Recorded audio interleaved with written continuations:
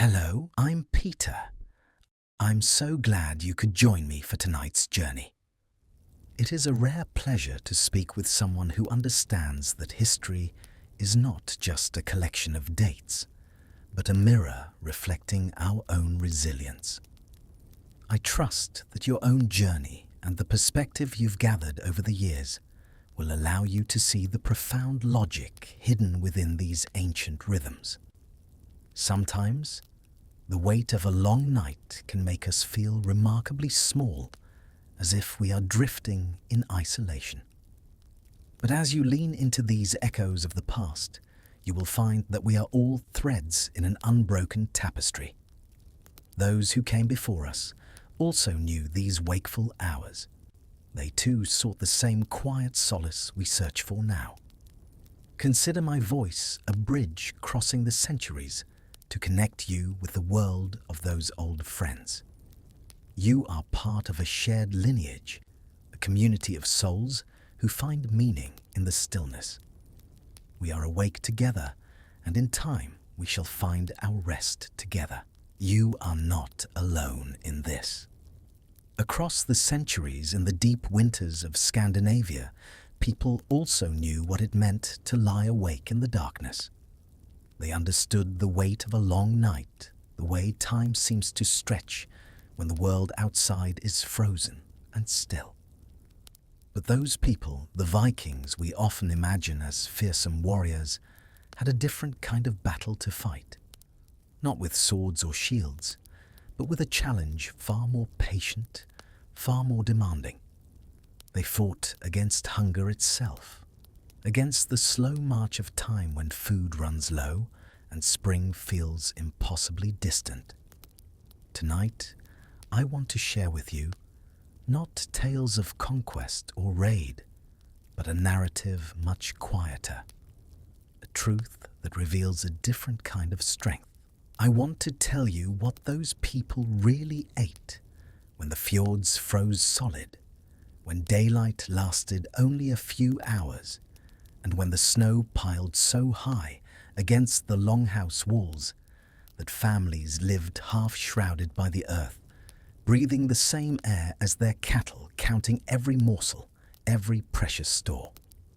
This is not a story of feasting. It is a story of waiting, of foresight, of the profound intelligence required simply to survive until the ice breaks and the grass grows green again. The reality of Viking winter survival is not found in their weapons, but in their pantries, in the dark cellars beneath their feet, in the smoky attics above their hearths, in the ingenious ways they transformed summer's abundance into winter's lifeline. Every dried fish hanging from a rafter, every barrel of fermented whey, and every bag of barley stored in a raised granary told the same story. We will endure this. We have prepared. We will see spring again. So settle deeper into your blankets now. Let the weight of your body sink into whatever is holding you. Feel the warmth around you, the safety of your own walls. As I speak, I'll guide you back through time, not to heighten your senses, but to help you appreciate how people just like us, people who loved their families, feared the dark and hoped for better days, managed to organize their entire existence around a single question. What will we eat when everything freezes? Let's begin where winter truly began for them. Not when the first snow fell, but in the quiet moment when someone stood in a doorway, looked at what they had gathered, and asked themselves, will it be enough? What happens to a culture of legendary voyagers when the horizon simply disappears and their world shrinks to the radius of a single fire? There is a striking irony in the Viking winter. The same hands that steered dragon ships across the Atlantic were now reduced to counting individual seeds of barley in the dark. The swords were greased and tucked away. They were useless here. In this frozen silence, The social hierarchy didn't depend on who could strike the hardest, but on who had outsmarted decay. To step inside a longhouse in December was to enter a high-stakes laboratory of preservation, where every rafter was a ticking clock and every barrel was a bet against time. The longhouse stood like a creature half buried in snow. By midwinter, you could barely see the roofline from a distance.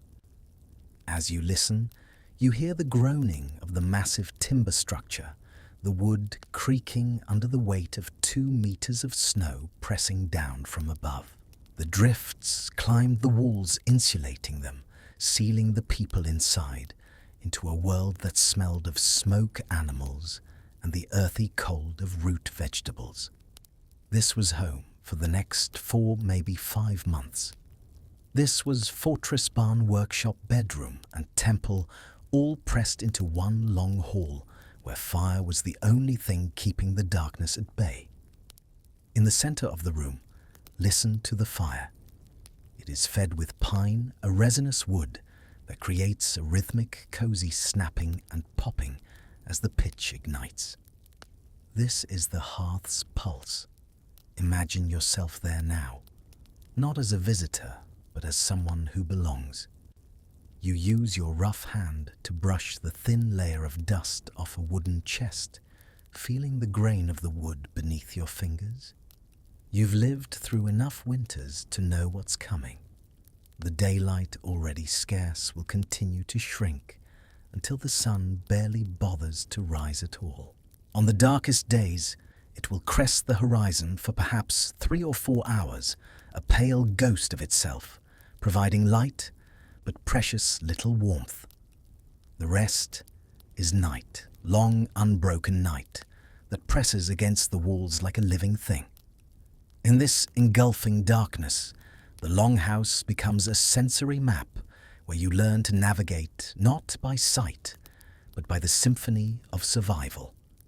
Listen to the thrum of the hearth, a low, constant vibration of the fire that you feel in your marrow, more than you hear in your ears.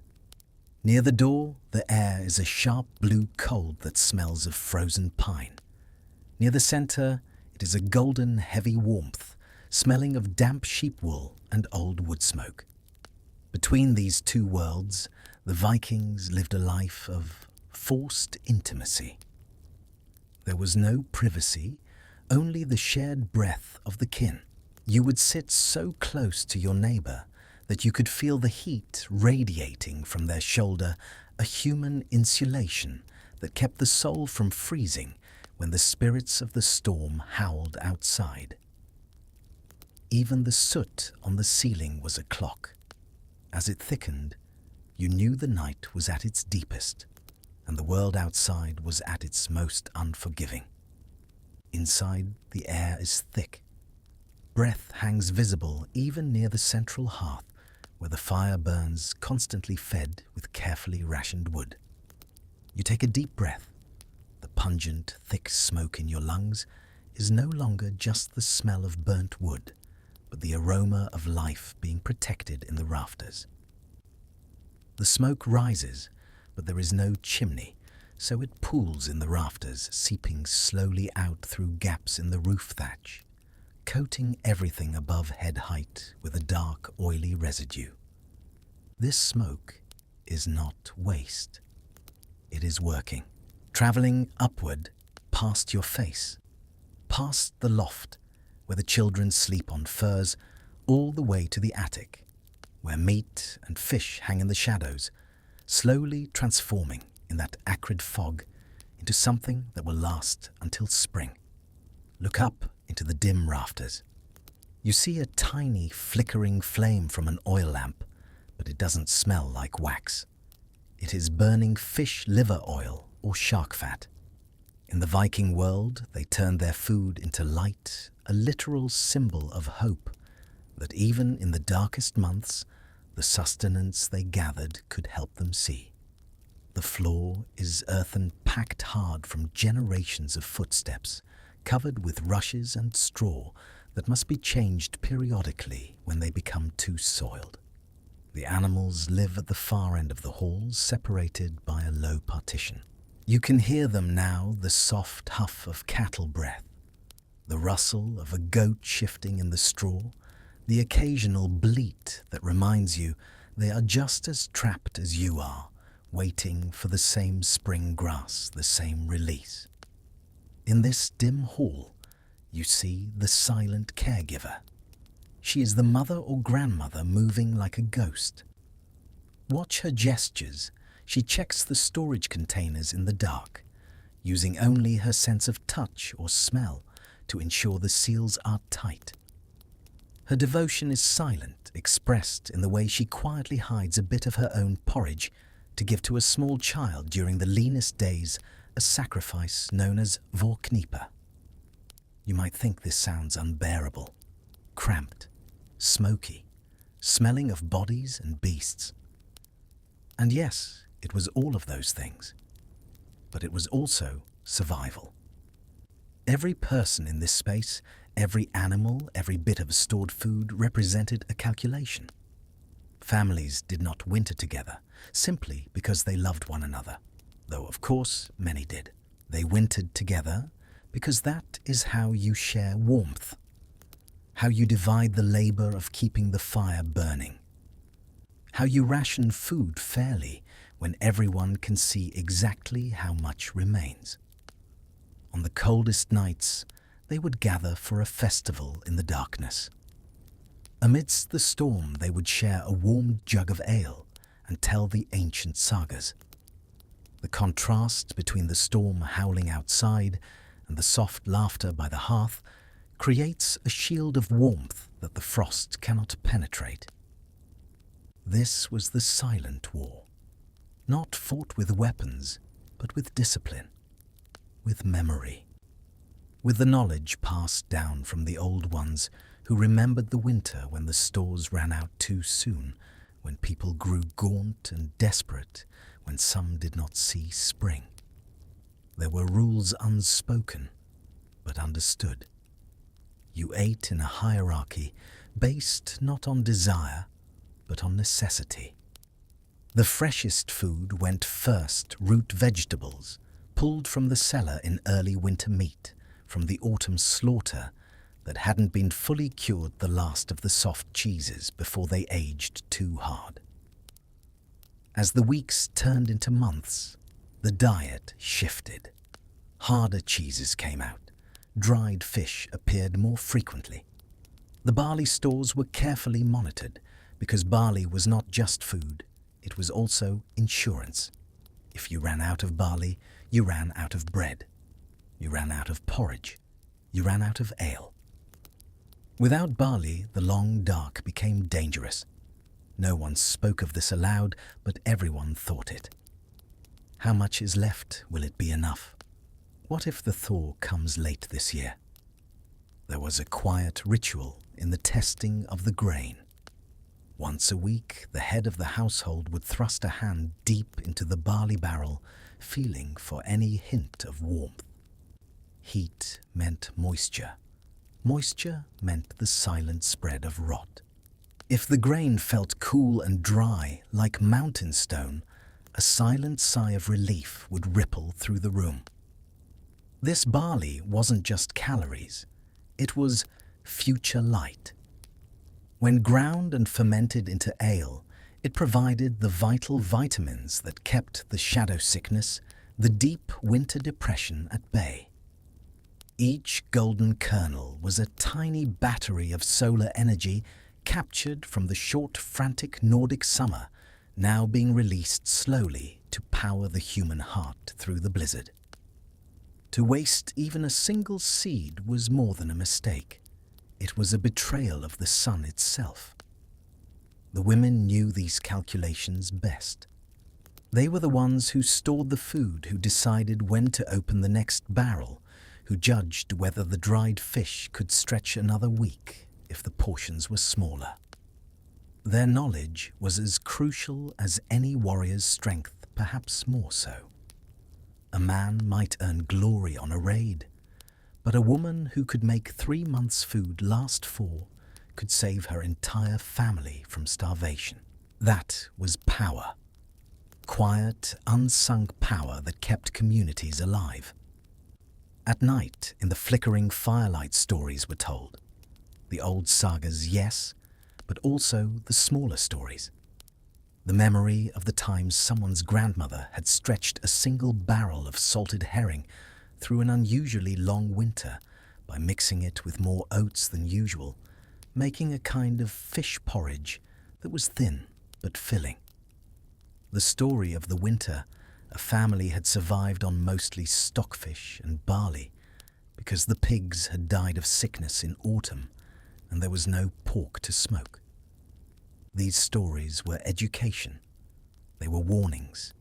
They were comfort too, because they proved others had endured worse and lived to tell of it. Children grew up with this rhythm in their bones. They learned not to ask for more food when the answer would be no. They learned to wait patiently for their portion to chew slowly to make each meal last. They learned that winter was a time of stillness, of indoor work, of long periods, sitting by the fire, mending tools, or spinning wool, or simply waiting. Waiting for the light to return, waiting for the ice to break, waiting to be hungry a little less. And through it all, there was the cold. Not the cold you can escape by adding another blanket, though certainly people did that. This was the kind of cold that finds every crack, every gap in the walls, the kind that makes your breath freeze on the inside of the door. The kind that turns water left in a cup overnight into solid ice. The kind that reminds you every single morning that you are living on the edge of what the human body can tolerate. But here is the remarkable thing: they did tolerate it, year after year, generation after generation. Not because they were somehow tougher than we are, though they were certainly accustomed to hardship in ways most of us cannot imagine. They endured because they had built a system. They had created, through centuries of trial and error, of winters survived, and winters that killed, a complete architecture of survival. That architecture began with storage. Before you could eat in winter, you had to have somewhere to keep what you'd gathered, somewhere the food wouldn't freeze solid and become useless, somewhere it wouldn't rot or mold, somewhere the mice and rats couldn't get to it, because losing even a small amount of grain to rodents could mean the difference between making it to March and starving in February. This is where we must turn our attention next to the hidden spaces, the cellars and attics and raised storehouses that formed the true foundation of Viking winter survival.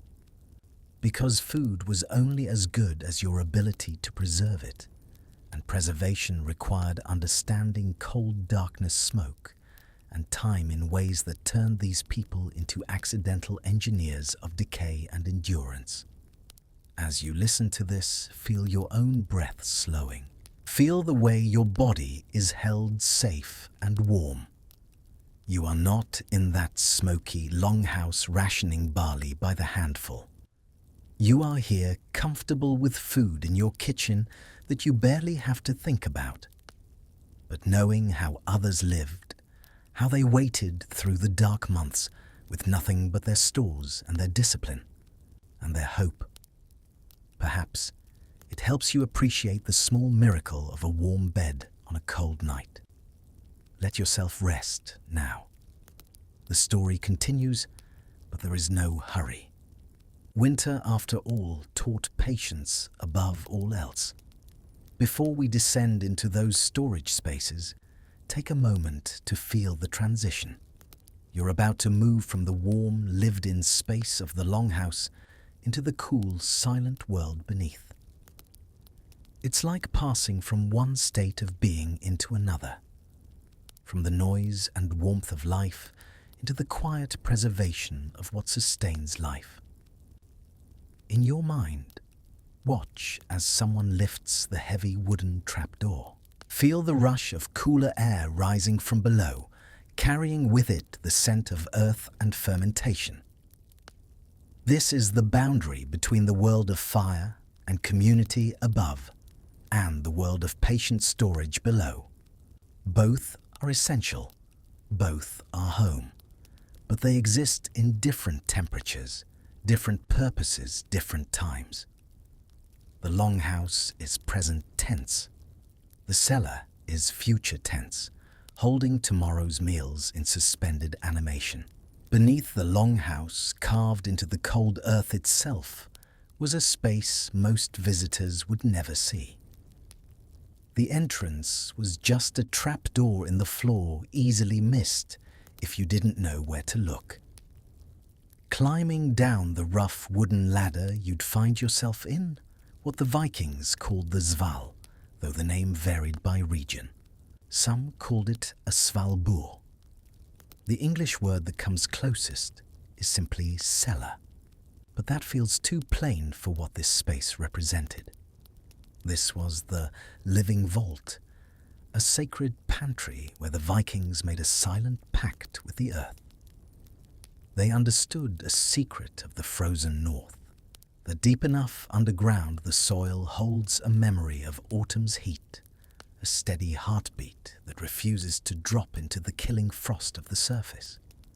As you stand here, notice the walls, hand-packed clay and stone that seem to breathe with a faint, damp rhythm. This moisture wasn't an enemy. It was a guardian for the sand sleepers, the carrots and leeks buried in wooden crates filled with dry river sand. In the silence of the cellar, these vegetables didn't rot. They waited in a state of suspended animation, their sweetness slowly intensifying in the dark. It was a cathedral of stillness, where time moved differently, protecting the summer's sunlight in the form of starch and sugar hidden away from the prying teeth of winter. This was the larder of survival, the vault of winter, the reason a family might live while their neighbors starved. Think of this as a sacred agreement with the invisible world. The Vikings viewed fermentation not as rotting, but as a deal made with tiny, unseen beings' bacteria that would protect the food from spoilage if treated with respect. The temperature down here remained remarkably stable, hovering just above freezing, even in the depths of December. The earth itself acted as insulation, keeping the worst of the cold at bay, while preventing warmth from above from spoiling what was stored. It was dark, of course. If you carried a lamp down, the light would catch on the curved bellies of clay pots, on wooden barrels bound with iron hoops, on baskets woven so tightly they could hold grain without losing a single kernel. Beside the baskets, you see piles of sphagnum moss. The Vikings used this moss to line their vegetable bins because it has natural antibacterial properties. It was nature's own sterile packaging. Everything had its place. Turnips and carrots nestled in boxes of sand, their green tops long since removed. The sand kept them from touching each other, preventing rot from spreading if one vegetable began to decay. You could keep root vegetables this way for months, pulling them out one by one as needed, brushing off the sand, bringing them up into the light to be scraped and boiled into soup. Further back in the cool dark sits a wooden vat of bog butter. The Vikings used the peat bogs as the refrigerator of the gods. The cold, acidic and oxygen-free water of the bog kept the butter pure and edible for years, sometimes even centuries. Barrels dominated the space. Some contained butter salted heavily and packed so tightly no air could reach it. Others held skyr, that tangy, thick, cultured milk that was somewhere between cheese and yogurt protein. Rich and surprisingly long-lasting. There might be barrels of whey as well, the liquid left over from cheese making sour and thin, but useful for so many things: drinking, cooking, even preserving meat by submerging it in that acidic brine. The air smelled of earth and fermentation, a slightly sour, musty scent that spoke of active preservation.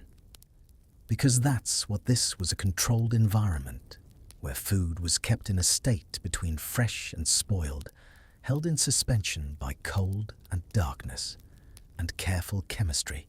The Vikings didn't understand bacteria or pH levels, but they understood through generations of observation that certain conditions kept food safe and other conditions invited disaster. Moisture was the enemy. Too much and everything would mold. The earth floor of the cellar helped with this drinking up excess humidity, but it required constant vigilance.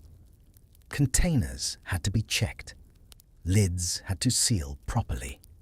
And if something did begin to rot, it had to be removed immediately before it contaminated its neighbors.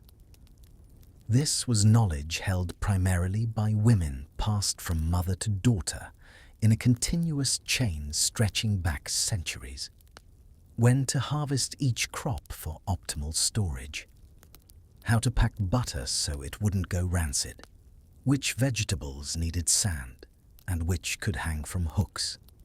How to tell by smell alone if a barrel of fermented milk had crossed the line from safe to dangerous. This was science, without calling it science biochemistry, learned through necessity. Now let your mind drift upward back through the trapdoor past the main floor of the longhouse where the family lived, and the animals breathed their warm breath into the communal air up to the attic space under the roof. This was the opposite environment from the cellar. Where below it was cool and damp above, it was dry and smoky. Where below was about preservation through cold above, was about preservation through dehydration and chemical transformation. The smoke from the central hearth rose constantly, finding its way into every crevice of the upper space. And suspended in that smoke, hanging from the rafters on hooks and cords, were the things that needed to dry. Strings of fish split open and gutted their flesh, slowly turning from translucent to opaque, to the hard, dark texture of aged leather.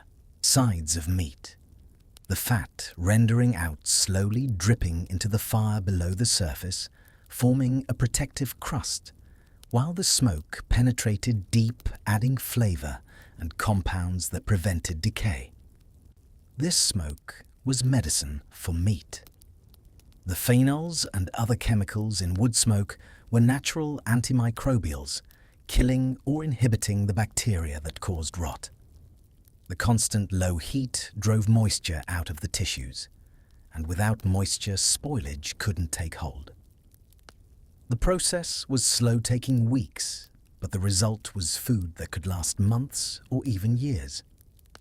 A properly smoked fish wasn't something you'd recognize as fresh, but it was safe, nutritious, and most importantly, it was still food when everything else was gone. The attic was also where leather goods were kept, benefiting from the same dry conditions, where tools might be stored, where anything that couldn't tolerate dampness found refuge. In some longhouses, children slept up here, curled in furs, their dreams filled with the scent of smoked fish and the soft crackle of the fire below. But not all food storage happened inside the main dwelling. Walk outside with me now into the bitter cold of a winter morning.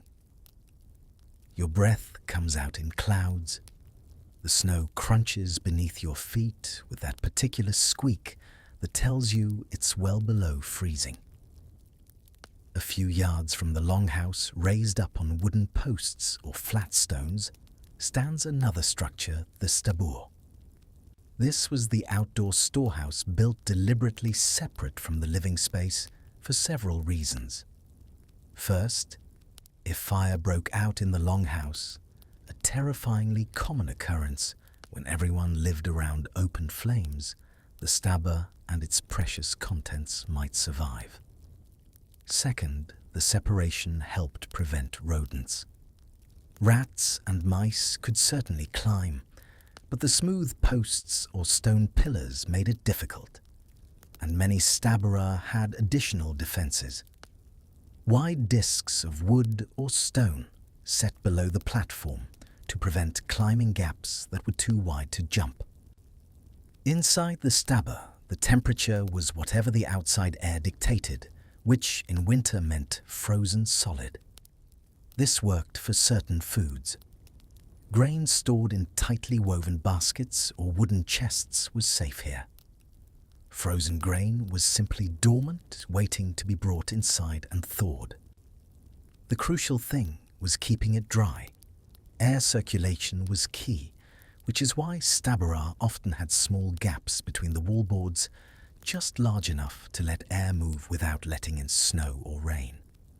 We must remember that the Viking world was a patchwork of climates. In the northernmost fjords, where the permafrost turned the earth into iron, digging a cellar was impossible. In those frozen reaches, the stabber, the raised storehouse, was their cathedral of preservation, using the biting winds as a natural freezer. But in the milder peninsulas, where the earth could be tamed, the underground cellar became a sanctuary of stable temperatures. This diversity was their strength.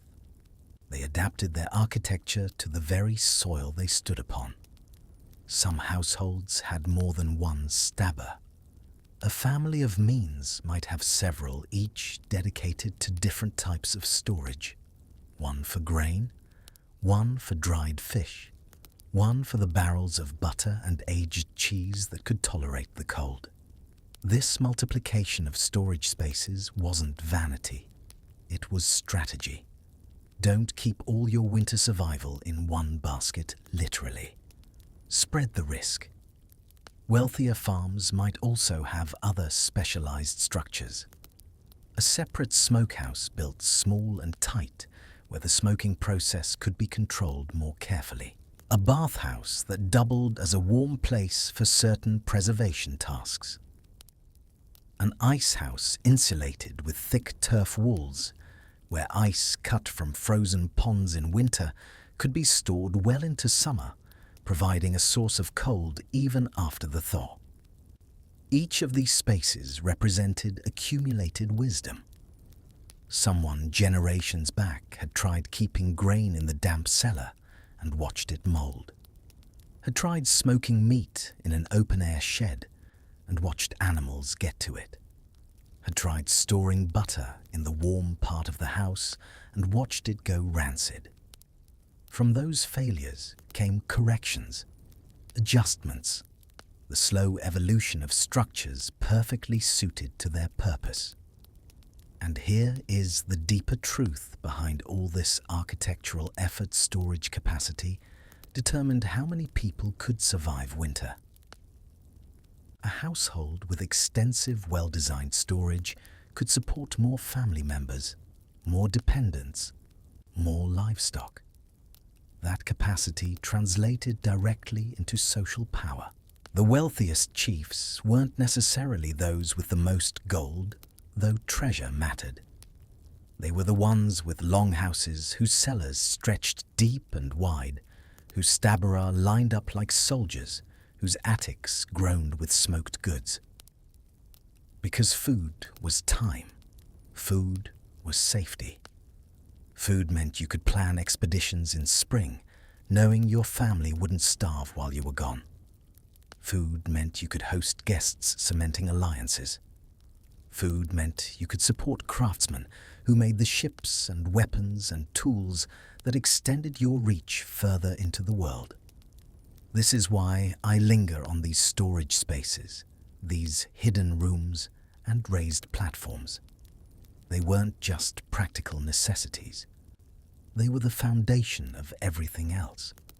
Viking expansion, their legendary voyages, their ability to establish settlements in Iceland and Greenland, and briefly in North America, all of it rested on this. the ability to store enough food to survive winters that could kill. Without the cellar, without the smokehouse, without the stabber, there would have been no Viking age. Only isolated communities, barely clinging to survival, unable to project power beyond their immediate needs. As you lie there, listening, picture these spaces. The dark cellar smelling of earth and fermentation. The smoky attic where firelight flickers across hanging fish. The outdoor storehouse standing isolated in the snow. Each one a testament to the quiet determination of people who understood that survival required preparation, patience, and a deep respect for the power of preservation. Let that image settle in your mind. Feel the weight of what it meant to depend entirely on what you had stored months before. No emergency grocery run, no calling for delivery, just you and what you had planned for hoping it was enough. The architecture of patience. That's what this was. Buildings designed to hold time itself, to capture summer and stretch it across winter's lean months, to transform abundance into endurance. And now, resting in this knowledge, let's turn to what filled these spaces, starting with the most essential, the foundation of the entire winter diet grain. There was a sound that marked the rhythm of life in the Viking household, a sound so constant it faded into the background like breathing. The scrape and grind of stone against stone. It is the steady, rhythmic shush-shush of the quern stones, the hand mill. This sound is the heartbeat of the home, a hypnotic, sleepy grind that promises tomorrow's meal. The circular motion of the quern, the hand mill, where women and children spent hours each day turning grain into flour. It was not loud, but it was persistent. And if you lived in that longhouse through the winter, you would know that sound as intimately as you know your own heartbeat. Barley was everything. Let me say that again, because I don't think we can understand Viking winter without grasping this single fact. Barley was everything. Not meat, despite all our images of Vikings roasting whole animals. Not fish, though we'll get to fish and its crucial role. Barley, or in Old Norse big. This humble grain, with its tolerance for cold and poor soil and short growing seasons, was the difference between life and death. However, there was one bag of barley that was never touched. Even when hunger was at its sharpest, this grain was reserved for the next year's planting. It was a symbol of iron discipline, the Vikings' hope for a future they had not yet seen. 90% of what a typical Viking household ate was grain. 90%. This is not an exaggeration. Archaeological analysis of remains of waste pits of the residue found in cooking vessels all tells the same story. Grain formed the bulk of every meal. It appeared as flat bread baked on hot stones, as porridge boiled until thick and filling, as ale fermented into a nutritious drink that was safer than water and provided calories the body desperately needed in the cold. To protect themselves from the scourge of scurvy, the Vikings added another treasure to their diet, the lingonberry. They knew that these small tart berries preserved in water would keep their teeth from falling out and their skin from bruising.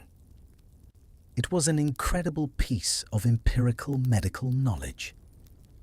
Imagine the barrel in the cellar, one of many filled to the brim with barley.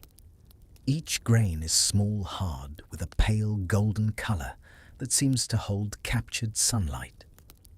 This barrel represents countless hours of labor, the plowing of fields, the sowing in spring, the anxious watching through summer as the crop grew, hoping the weather would hold.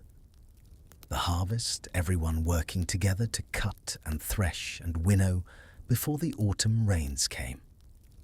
And then the final step, the most crucial, storing it properly, so it would last the entire winter and into spring, when food would be at its scarcest. Dry storage was everything. One barrel with even a small leak letting in moisture could mean disaster. Damp grain sprouted, and sprouted grain rotted quickly, becoming not only useless, but dangerous. If you tried to make flour from moldy grain, people got sick. Children died. So the barrels were checked constantly, their integrity maintained with a vigilance that might seem excessive until you remember what was at stake. When you needed grain, you brought it up from the cellar measured carefully. There were no wasted handfuls. Every scoop was accounted for in the mental arithmetic of the household keeper.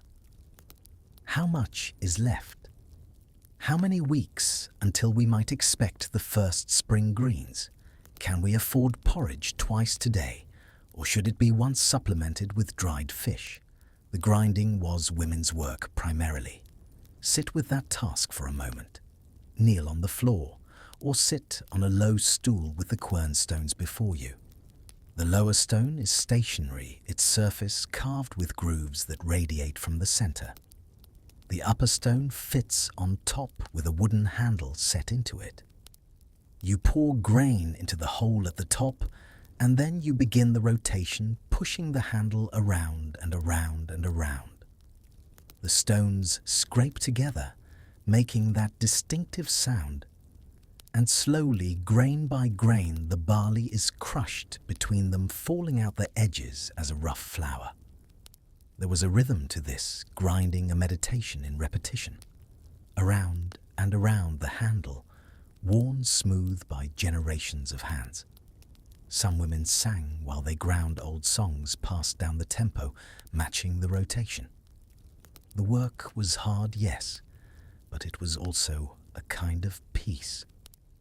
A time when your hands were busy, but your mind could wander. You might think about the coming day, what needed to be done.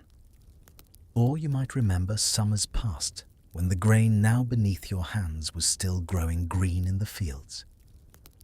The dust from grinding would hang in the air, catching what little light came through the smoke hole. Your arms would ache, but it was a good ache, the ache of productive work. And gradually, almost imperceptibly, the pile of flour would grow beside you, pale and fine, each particle representing the breaking down of summer's bounty into winter's sustenance. Children would sometimes help with the grinding, learning the skill young. A mother might place her daughter's small hands over her own on the quern handle, teaching the motion, the pressure, the patience required.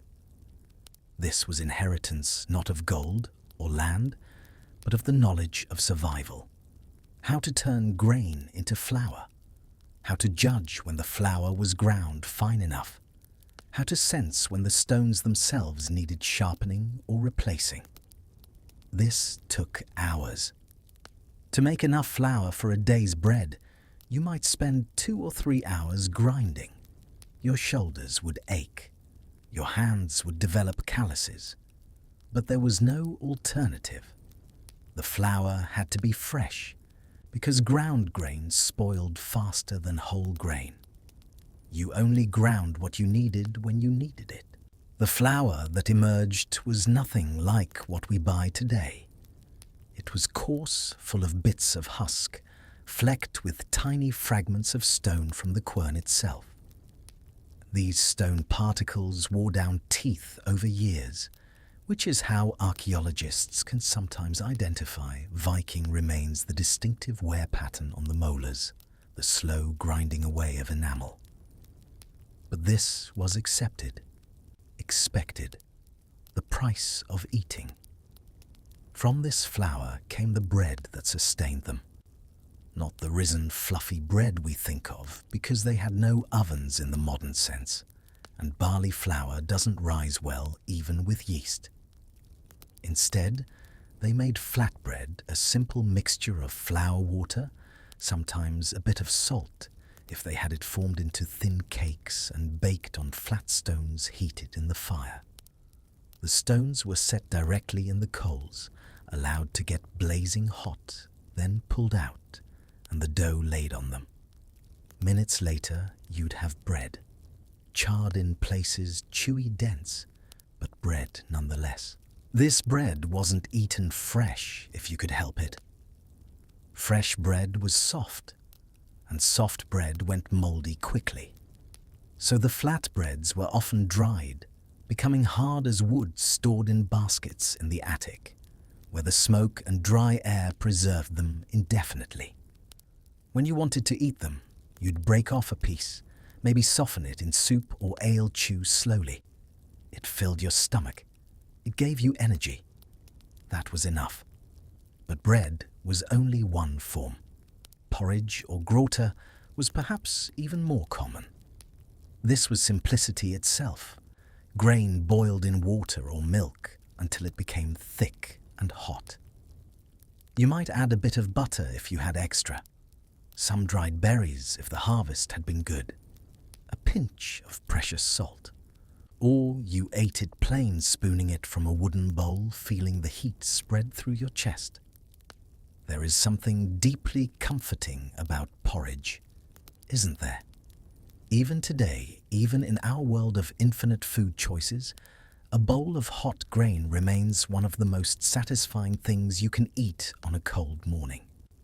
For the Vikings, it was more than comfort. It was reliable, predictable.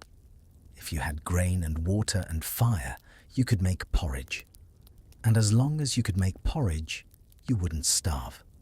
They grew other grains too in smaller quantities. Rye or ruga, which was hardier than barley, but produced a darker, denser flour. Oats hafra, which made excellent porridge, but didn't mill as well for bread. Each had its place.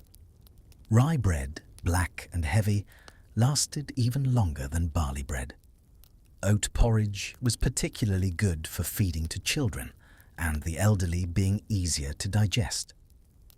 The combination of grains gave variety, yes, but more importantly, it provided insurance. If the barley crop failed, perhaps the rye would survive. If the rye struggled, the oats might do better. This grain, these humble seeds, represented more than food. They were currency. A farmer's wealth was measured in how many barrels of grain they had stored. Trade was conducted in grain. Taxes were paid in grain. When sagas speak of a chieftain being rich, what they often mean is that his storehouses were full. Because with enough grain you could support craftsmen. You could feed travelers and gain their loyalty. You could brew ale for feasts that cemented political alliances. Speaking of ale, this was the other crucial use of barley. Every household brewed. It wasn't optional. Water from streams and ponds could be contaminated, especially in areas with dense settlement. But ale, even weak ale, was safe, because the brewing process, with its boiling and fermentation, killed harmful bacteria. So people drank ale the way we drink water from morning until night. Children drank it. Pregnant women drank it. Everyone drank it. The brewing itself was another task that required knowledge and care. You'd take malted barley grain that had been allowed to sprout slightly and then dried, which converted its starches into fermentable sugars. This malted grain would be mixed with hot water allowed to steep, and then the liquid would be drained off and fermented with wild yeasts that lived everywhere in a Viking household, in the wood of the barrels, in the very air. The malting process itself was fascinating, another transformation of the grain. You'd soak the barley in water until it began to sprout tiny green shoots emerging from each kernel. This sprouting activated enzymes within the grain, breaking down the hard starches into simpler sugars. Then, At just the right moment, when the sprouts were perhaps a quarter-inch long, you'd dry the grain, usually by spreading it near the fire or in a warm, dry place. This arrested the sprouting, but preserved the enzymes and sugars that would later make fermentation possible. The smell of malting grain was distinctive, sweet and grassy, a promise of the ale to come. It was one of the pleasant smells of autumn, along with drying fish and smoking meat, all the various scents of preparation for winter layered together in the air around the farm. When you brewed the process, filled the longhouse with steam and a yeasty, bread-like aroma. The liquid, called wort before fermentation, was sweet, almost like a thin porridge to drink. Children sometimes snuck tastes of it drawn by the sweetness. But the real magic happened after, when the wild yeasts settled in and began their work transforming sugar into alcohol and bubbles, creating the slightly sour, slightly bitter drink that everyone relied on. The resulting ale wasn't what we'd call beer today. It was weaker, sourer, often flavoured with herbs instead of hops. Bog myrtle was common, giving a slightly bitter, resinous taste. Juniper berries, meadow sweet. Whatever was available and traditional, this ale provided nutrition beyond just calories. The B vitamins produced during fermentation, the minerals from the grain, even the probiotic effects of the live yeast. It was in a very real sense liquid bread, and like solid bread, ale was time. A barrel of ale represented hours of labour. Grain that might have been eaten instead being transformed into something that would last, that would provide a different kind of sustenance. When winter grew long and spirits flagged when the darkness seemed endless, a horn of ale passed around the fire was more than just a drink. It was community. It was a reminder that they had prepared, that they had enough, that they would endure together. As you settle deeper now, let that image rest in your mind. The rhythmic sound of the quern stone, the smell of baking flatbread, the warmth of a bowl of porridge held in cold hands, the gentle blur of ale drunk slowly by firelight. This was the foundation of winter survival, repeated every day, unremarkable in its familiarity, but absolutely essential. Grain held the world together. It held bodies together, providing the bulk calories that allowed people to maintain their body heat, to perform the necessary work of winter. It held communities together, the shared work of grinding and baking and brewing.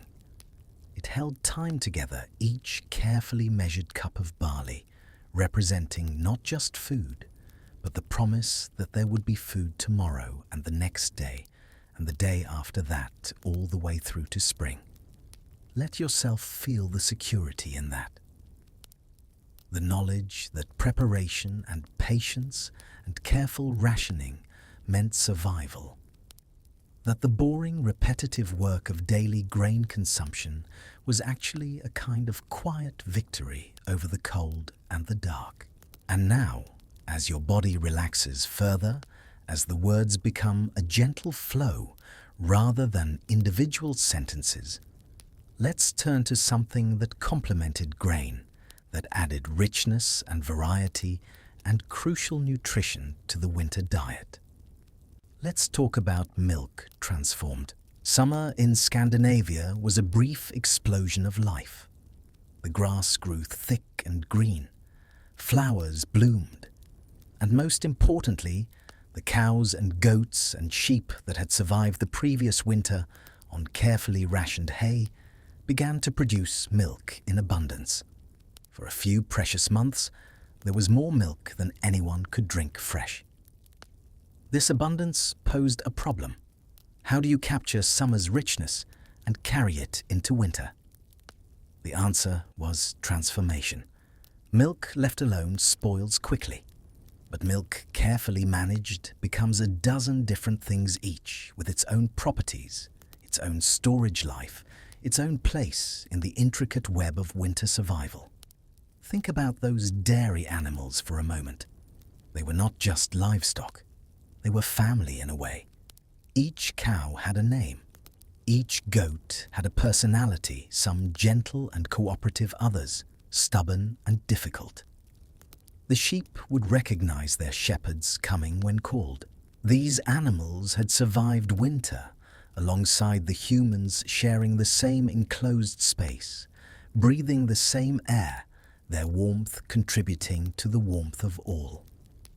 A good milking cow was treasure beyond measure.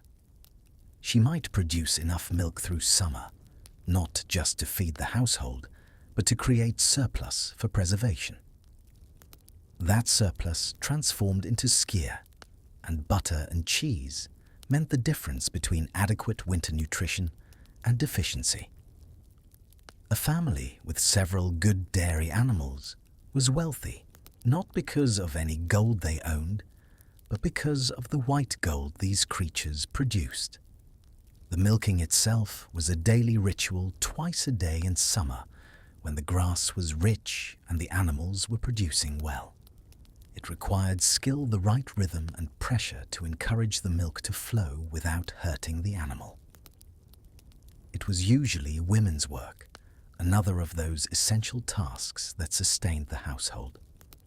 The warm milk fresh from the animal had a sweetness and richness that nothing preserved could quite match. But that fresh milk was a fleeting pleasure. Within hours, it would begin to sour. The real work, the real genius was in what came next. Let's start with skyr, because skyr was perhaps the most important dairy product in the Viking world, particularly in Iceland. Skyr was not exactly cheese, though it's often described that way. It wasn't exactly yogurt, though that's closer. It was something in between, created through a specific process of culturing and straining that resulted in something thick, tangy, high in protein, and remarkably long-lasting. The process began with milk heated gently, then inoculated with a bit of yesterday's skyr to start the fermentation. The milk would sit covered in a warm spot near the fire while the bacteria worked their transformation. Over hours, the milk would thicken the proteins, coagulating the lactose, breaking down into lactic acid. When it reached the right consistency, a judgment call based entirely on experience, it would be strained through cloth, the liquid whey, draining away, leaving behind the thick, creamy skyr. This skyr could last for weeks if kept in the cool cellar, far longer than fresh milk. It was eaten with every meal.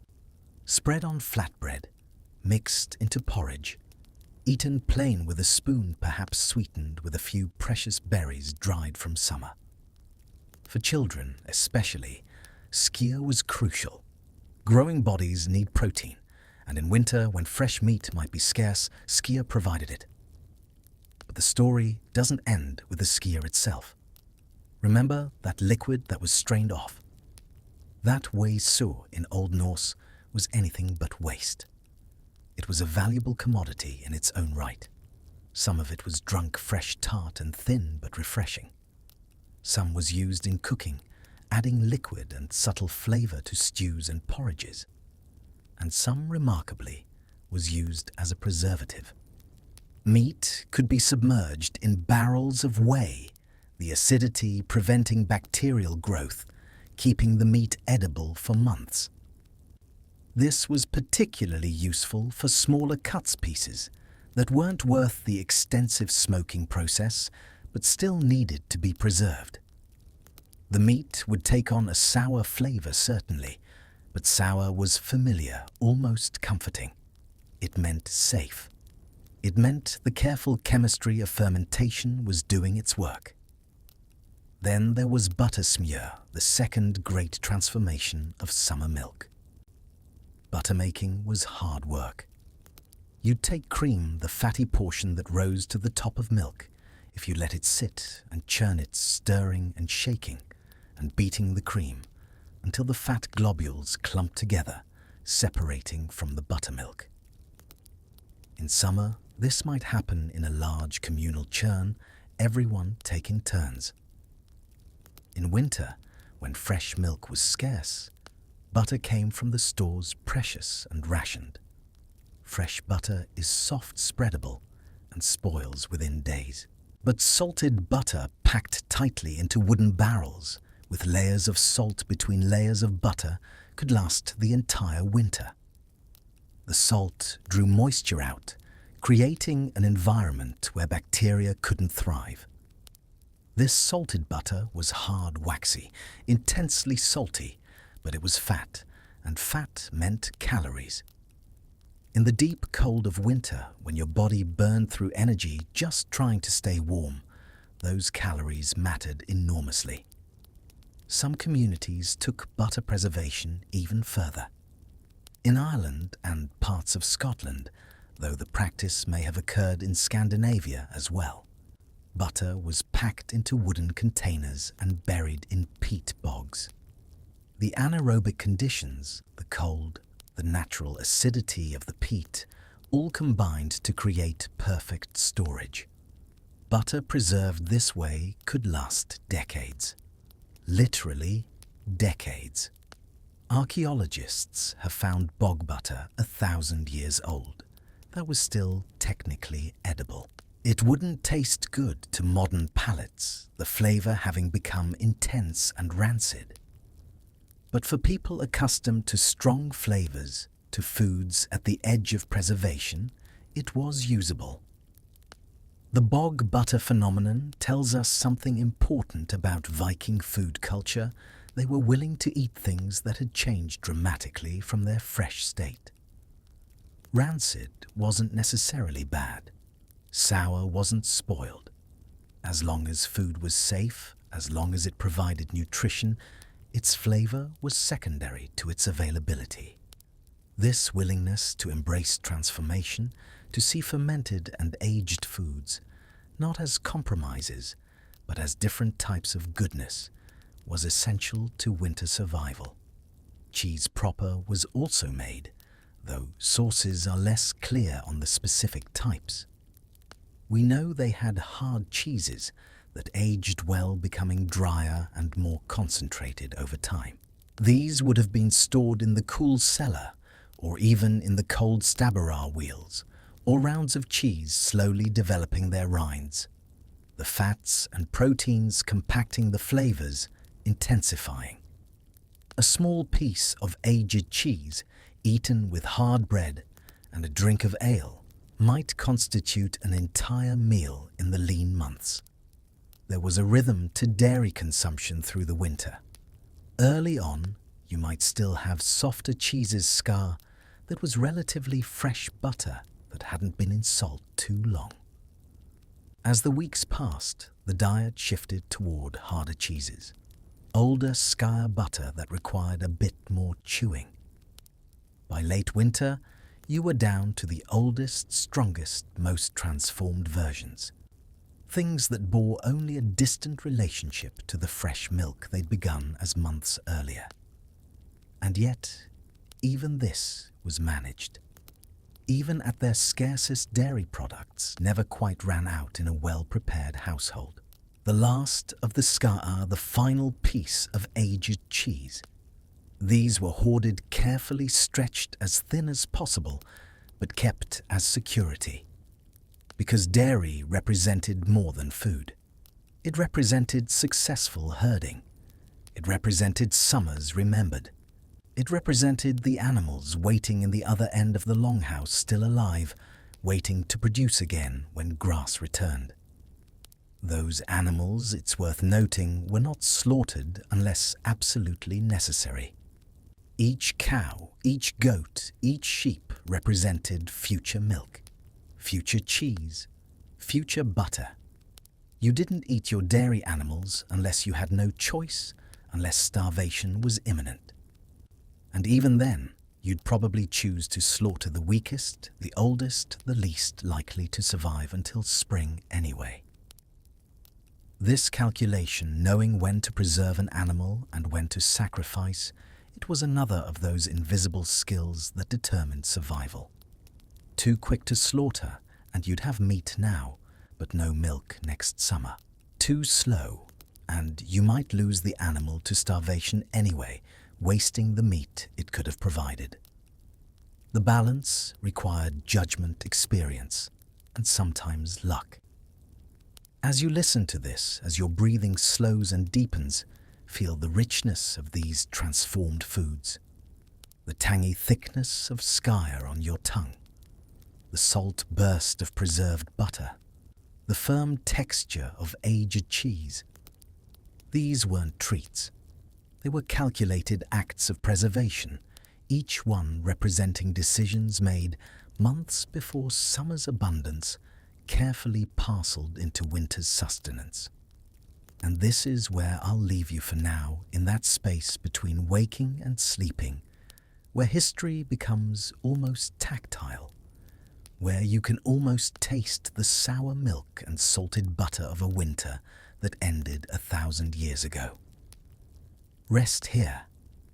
The story continues, but there's no rush. Winter, after all, was about patience, about waiting, about trusting that what you'd prepared would be enough. Let your mind drift now toward another preservation triumph, toward fish, toward the cold sea, and how its harvest fed entire communities through the darkness. But drift slowly. There's no urgency, only the gentle pull of sleep and story braided together, like the ropes that hung fish from rafters in smoky attics so long ago. There was a time of year in the deepest part of winter when the sea gave a gift. Not everywhere, not for everyone, but in certain places along the Norwegian coast, particularly around the remote islands of Lofoten, something remarkable happened. At a moment when the land offered nothing, when snow covered every field and ice locked the fjords, millions of cod arrived. The skyr migration, they called it. Skyr the wanderer. These were Arctic cod that spent most of their lives in the Barents Sea, far to the north, but each winter they returned to these coastal waters to spawn.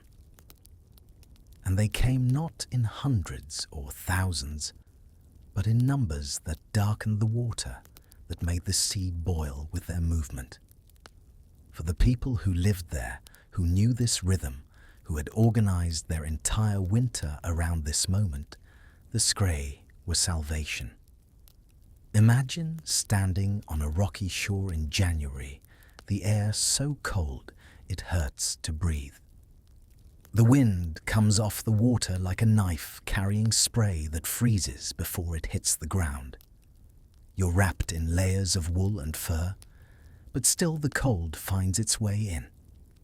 Behind you, the fishing hut Råbu, barely bigger than a shed, smoke leaking from cracks in the walls. In front of you, the sea grey and violent and full of life. The sound of the sea in winter is different from summer, harsher, more insistent. The waves crash against the rocks with a kind of anger, sending spray high into the air where it's caught by the wind and scattered. The water itself is so cold that falling in means death within minutes, your muscles seizing your breath, stopping. Everyone knows this. Everyone respects it. The sea is provider and destroyer, giver and taker, and you approach it with the wariness it deserves. But when the skyr are running, when the fish are thick in the water, the risk becomes worthwhile. More than worthwhile, necessary. Because this migration, this annual gathering of cod, was what allowed people to live this far north at all. Without the skyr, without the reliable harvest of these fish, the coastal communities would have been impossible to sustain. So despite the cold, Despite the danger, the boats go out. The boats themselves were small open vessels built to handle rough seas. Clinker built with overlapping planks that gave them flexibility in the waves. They might hold 2 or 3 men, no more. You rowed them out past the rocky shore into deeper water, your hands already numb. Despite gloves, your breath coming in gasps that froze in your beard. And there, in water so cold it steamed when you pulled up a fish, you dropped your lines.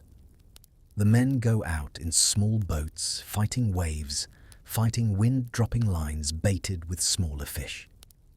The cod bite readily because they're here to spawn, because this is their biological imperative. And the fishermen know this count on this. When a line comes up, heavy hand over hand, pulling from the depths, the weight at the end is solid muscle, a cod as long as your arm, sometimes longer. All day in rotating shifts in conditions that would kill you if you fell in the water, the fishing continues. Because this window, these few weeks when the skyr are present, this is when you catch enough fish to last all year. But catching them is only the beginning. The real genius, the reason cod from Lofoten became one of the most important trade goods in medieval Europe, was what happened next.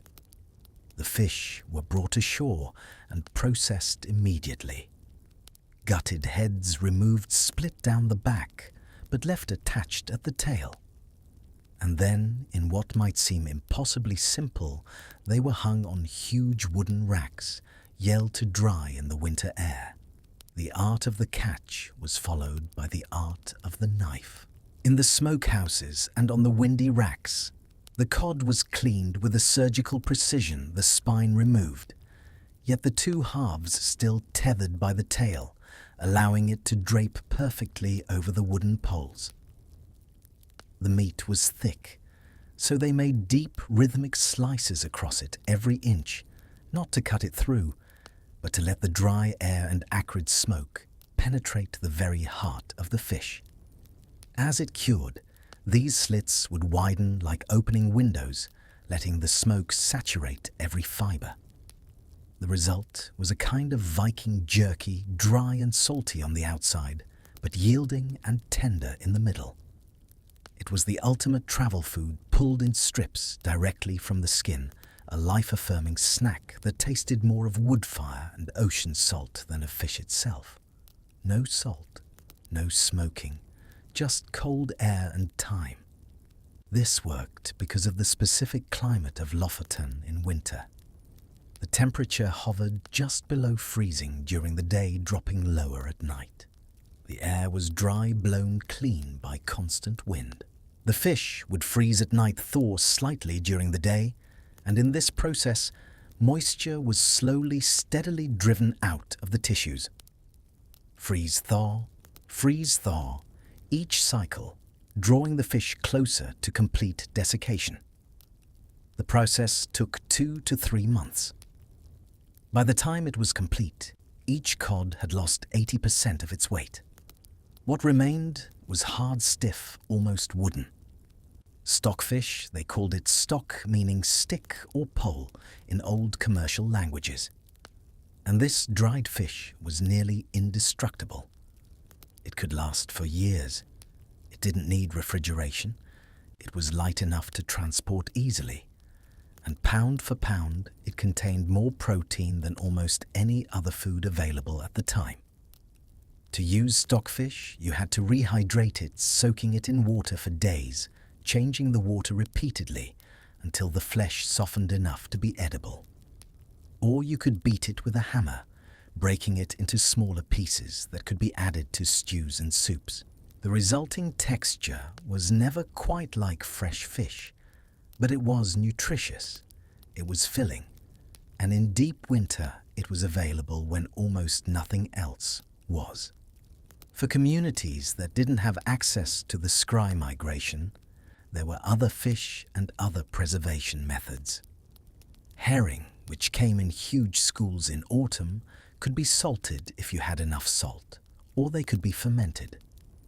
This fermentation, similar to what was done with skyr, created surströmming in Swedish rackfisk, in Norwegian fish, that were kept in barrels with minimal salt, allowed to ferment under the weight of their own compression, developing intense flavors and smells, but remaining safe to eat.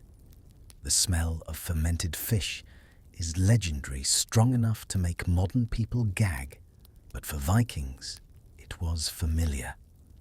Good even. It meant protein that would last. It meant careful preservation. The intense aroma was a promise that the fish had transformed successfully, that the fermentation had worked its chemistry, breaking down compounds into forms the body could use. In Iceland, where cod were less abundant, they developed another technique for a different problem, the Greenland shark. This large, slow-moving shark was readily available in Icelandic waters, but it had a fatal flaw. Its flesh was toxic, full of trimethylamine oxide that broke down into compounds that could kill you. Fresh shark meat would poison you. But the Icelanders discovered that if you buried the shark meat in gravel, let it sit for several months, as liquids drained out, then hung it to dry for several more months, the toxins would dissipate. What remained, hakal, was safe to eat, if unpleasant to modern palates. This hakal is often presented today as a test of courage for tourists. But that misses the point entirely. Hakal was never about taste. It was about survival. It was about having a large source of protein that was always available, that required no competition with other hunters, that could be processed in a way that made it safe.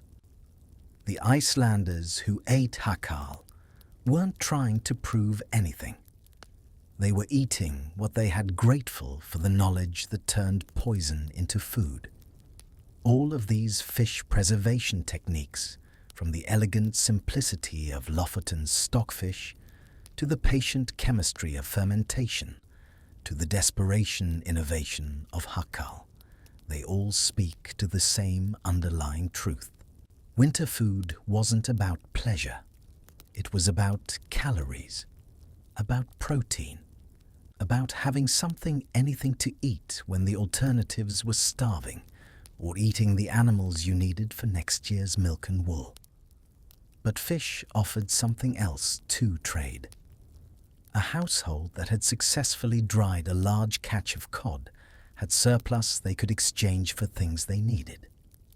Iron tools from inland, grain from regions with better soil, luxury goods like glass beads or silver arm rings that marked status. The famous Viking trade networks stretching from Baghdad to Byzantium were built in part on dried fish. Stockfish from Norway could be found in markets across Europe, feeding armies, feeding monasteries, feeding anyone who needed protein that wouldn't spoil. This turns our understanding of Vikings on its head, doesn't it? We think of traders and warriors, but so much of their economy ran on dried fish, on the patient work of hanging cod on racks, on the knowledge of winds and temperatures and timing that made it all possible. The sword and the ship were symbols, yes, but the foundation was fish. Fish that let people survive in places where no one should have been able to survive. Fish that accumulated as surplus, which could be traded for silver, which funded expeditions which led to the expansion we remember them for. As you rest now, picture those racks of fish, row after row, thousands of split cod hanging like strange fruit from wooden frames, the wind blowing through them, the slow transformation from flesh to food that will last. Picture the work of checking them, making sure they dried evenly, protecting them from birds, from sudden weather changes. Picture the knowledge required, passed down, refined, essential. And feel, if you can, the relief of knowing that this food existed. That when everything else was gone, when the barrels in the cellar were running low, there was still fish. Hard, requiring effort to prepare, but real, available. The difference between survival and catastrophe hanging on wooden poles in the winter wind. Let that image dissolve now into something else, into smoke and fire, into meat that wasn't fish, into the autumn work that provided another pillar of winter sustenance. But dissolve slowly. Let the transition be gentle. You're safe here, in this story, in this warm place, learning about cold times long past. There's no danger, only understanding, only the slow accretion of knowledge about how people endured. Rest, breathe. The story continues when you're ready, at the pace of winter itself, patient, inevitable, leading always towards spring. Autumn was decision time. As the grass stopped growing and the first hard frosts came, every farm family had to make calculations that would determine whether they lived comfortably through winter or barely survived. The core question was brutally simple. How many animals can we feed until spring? You counted your hay stores. You assessed the number of cows, horses, sheep, goats, pigs. You did the mathematics of consumption. A cow ate a certain amount per day. Multiply that by the number of days until grass would grow again, usually sometime in April or May. If your hay stores were sufficient, blessed be, you could keep all your animals. But if the hay was short, if the summer had been poor, or the harvest rushed by early bad weather, then decisions had to be made. The animals at the bottom of the priority list were slaughtered. This happened in late autumn, a period called haustbod. In some regions, the autumn sacrifice. It wasn't truly a religious sacrifice, in most cases, though the language retained that flavor and memory of older times, when slaughter was always accompanied by offerings to the gods. By the Viking Age, proper, it was primarily economic, but there were still ceremonial elements. The best farmers timed it carefully after the first frost, but before the worst cold set in, when meat could be processed without spoiling too quickly. There was a solemnity to the autumn slaughter, a recognition of what was happening. These animals had names.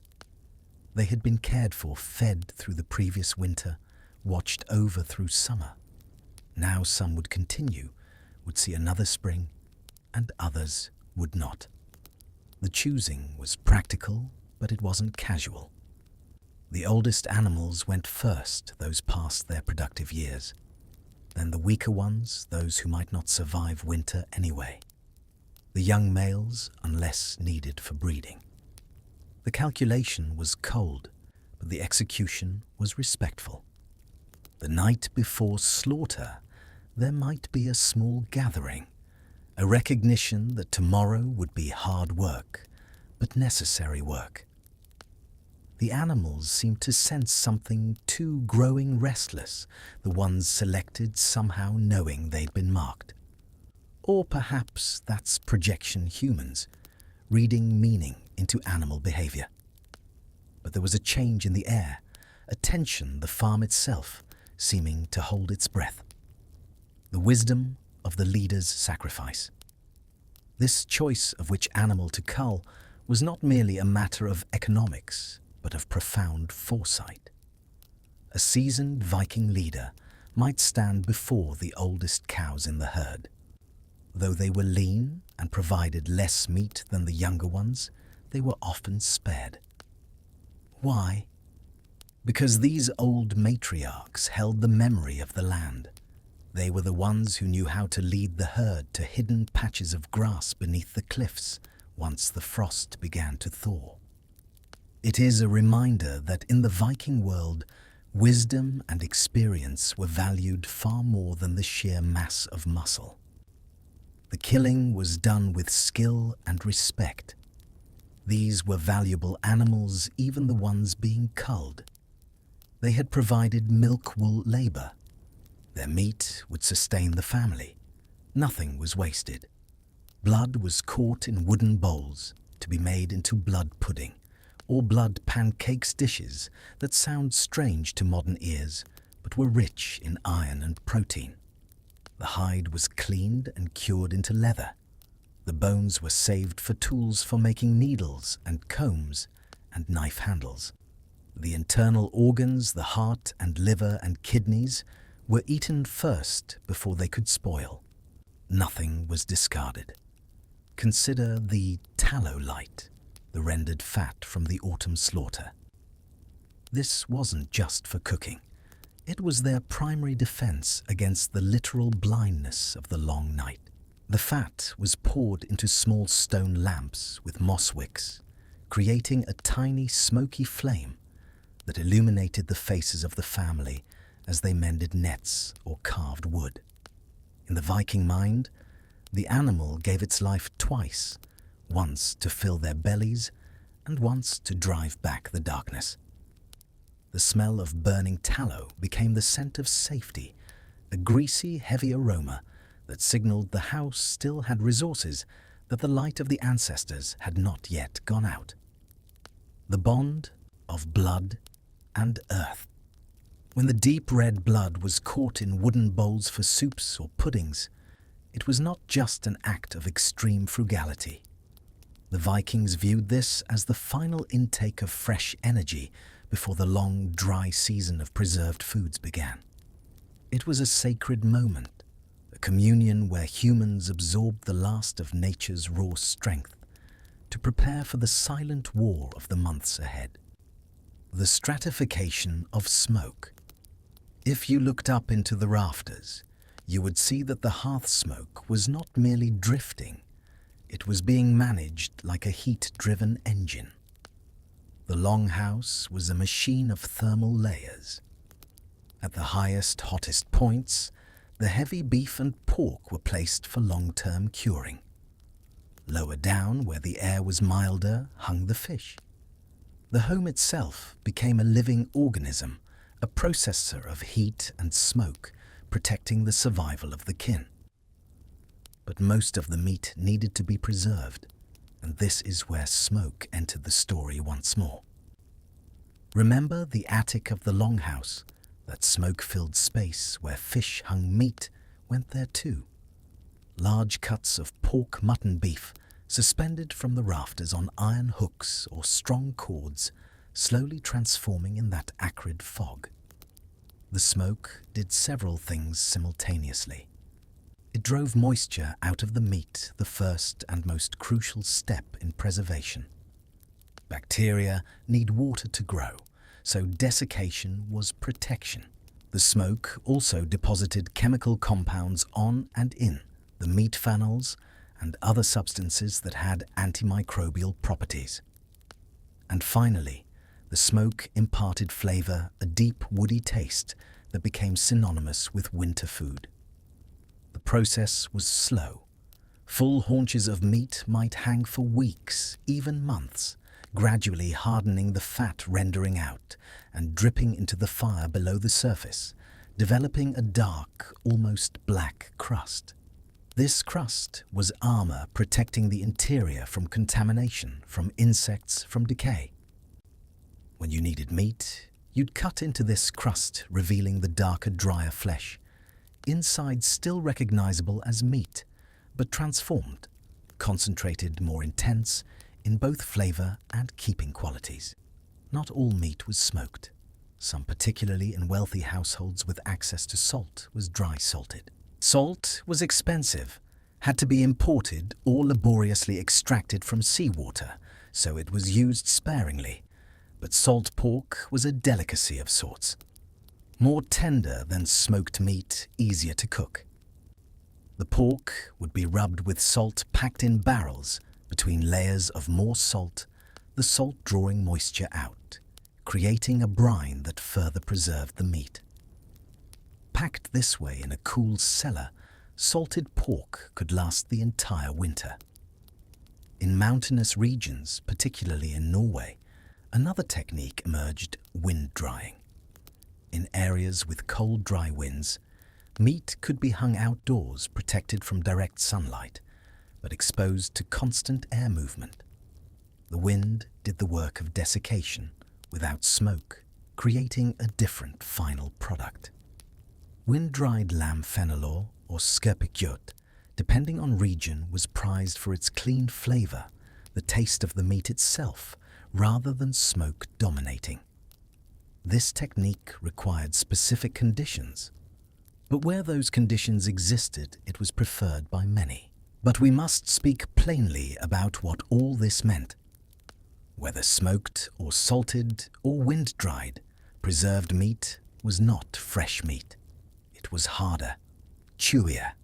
It required more effort to eat, more work for the jaw and teeth. It was salty, sometimes intensely so. It was dry, needing to be cooked in liquid to become palatable. No one was sitting down to a tender roasted joint in the middle of winter. They were eating preserved meat because it was what they had, because it represented the animals they'd raised and slaughtered and carefully processed months before. And the quantities weren't large. Even a prosperous farm might have only a few large pieces of preserved meat hanging in the attic. This meat was rationed, distributed in small portions, often used more as flavoring for porridge or soup than as a meal in itself. A small piece of smoked mutton boiled with barley and root vegetables made a stew that fed many. The meat was there, yes, but it was stretched, made to go as far as possible. There's an honesty in this that I find moving. The Vikings weren't living on great feasts through the winter. The saga image of roasted meat and overflowing tables, that was summer. That was harvest time. That was the celebration after a successful raid, when there were goods to distribute and reputation to build. Winter was smaller, quieter, more careful. Winter was making what you had last eating slowly savoring, not because the food was delicious, but because you knew exactly how much remained and how long it needed to last. The household head, usually a woman, kept track of all of this in her mind. No written records in most cases, just memory and judgment. She knew which barrel held how much salted pork. She knew how many pieces of smoked mutton hung in the attic. She knew the rate of consumption and the expected length of winter based on years of experience. And she adjusted portions accordingly, sometimes obviously, sometimes subtly, stretching food through lean periods, allowing slightly larger portions when a resupply was imminent. This knowledge made her invaluable, a woman who was skilled at preserving meat, at rationing it properly, at keeping her household fed through the hardest months. She was worth more than gold. Men might raid and trade, but women kept people alive through winter. The saga heroes get the glory, but the unsung heroes were the ones managing the attics and cellars, making decisions every single day about who ate what and how much. As you lie there now, thinking about this, perhaps you can feel a kind of gratitude for the simplicity of your own situation. You don't have to calculate whether your food will last until April. You don't have to decide which animals to slaughter. You don't have to spend hours smoking meat or packing it in precious salt. Your food appears when you need it fresh or preserved by technologies so effective you barely think about them. But there's something to be learned from the Viking way too, isn't there? In their carefulness, in their refusal to waste, in their understanding that food was work, was time, was survival itself. They couldn't afford to be casual about eating because the consequences of running out were so severe. And that relationship to food, that deep respect for it, Maybe we've lost something by not having to think that way anymore. Let these thoughts settle gently as you drift. The smoked meat hanging in the dark attic, the salted pork in its barrel, the careful hands cutting small portions making them last. All of it part of the same patient waiting that defined Viking winter. Waiting for spring. Waiting for abundance. Waiting with what you had, trusting it would be enough. And now, as your consciousness shifts, as sleep pulls closer, we turn to something that might seem strange, even disturbing to modern sensibilities, but was perfectly logical to people living on the edge of survival.